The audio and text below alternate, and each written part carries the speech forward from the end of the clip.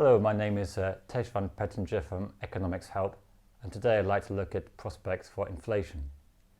So first of all, inflation has remained quite low in the past 10 or 20 years, and indeed some economists have said this represents a new kind of paradigm shift. Inflation is no longer the great priority that it used to be in the 70s and 80s. And although we've had periods of temporary inflation, notably in 2008, when rising oil prices caused cost-push inflation, this inflation has tended to be quite temporary and fallen back quite quickly. And this raises an important distinction between the headline inflation rate and core inflation, or the underlying inflation.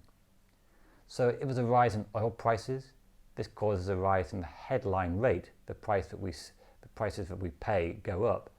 But the important thing is that this doesn't feed through into higher sustained inflation. It just tends to be a temporary factor. Now also in the past 10-15 years, there have been quite a few occasions when some commentators have predicted imminent inflation. They have pointed to low interest rates and quantitative easing and said that if you increase the money supply, this will cause inflationary pressures. And in usual circumstances, they would have been right, but we don't live in normal circumstances at the moment. Since the financial crisis, there has been very sluggish economic growth. Firms have been unwilling to invest because they see low prospects for growth. So when we've had this increase in the money supply, rather than cause higher spending and higher inflation, it's tended to be saved in bank accounts. Some of the big corporations have quite high cash reserves, money sitting in a bank. They don't really know what to do with it. They don't want to invest it. So this is why, despite the increase in the money supply, inflationary pressures have remained very low.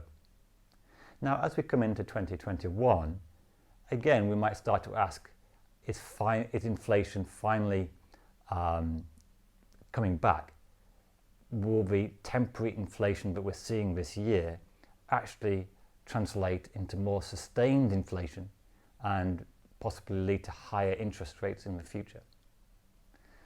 So first of all, the inflation in the UK and the US has increased quite significantly in the past few months, and it's at quite a high rate. The reason for this is primarily cost push factors. So we have higher oil prices, higher gas prices, also higher costs of food, higher costs of travel.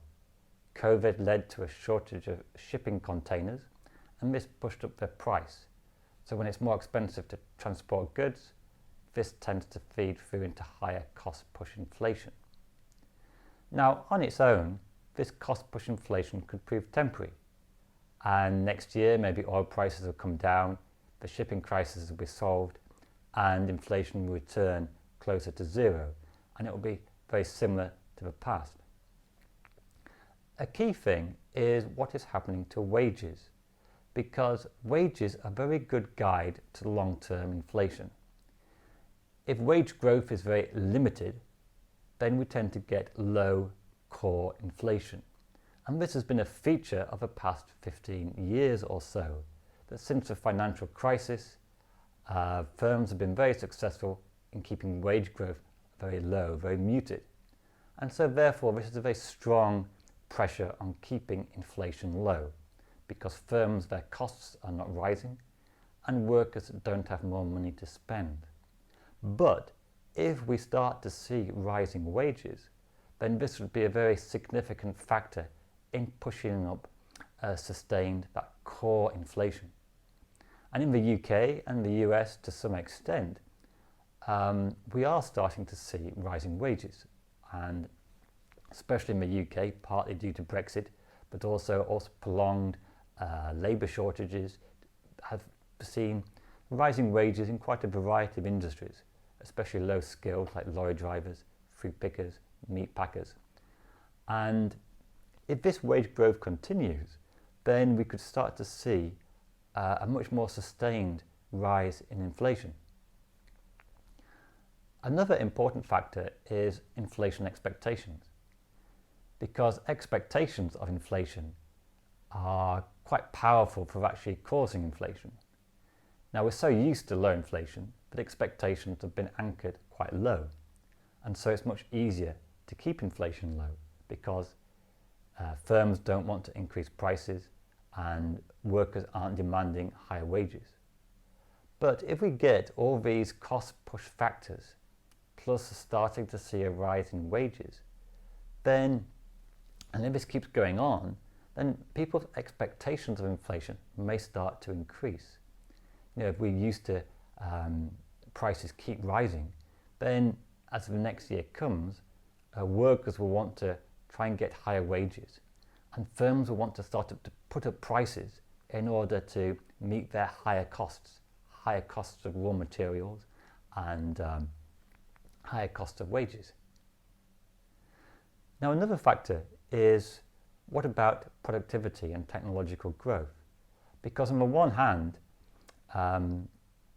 improved technology, increased productivity, especially in things like electronics, have been very powerful in keeping inflation low.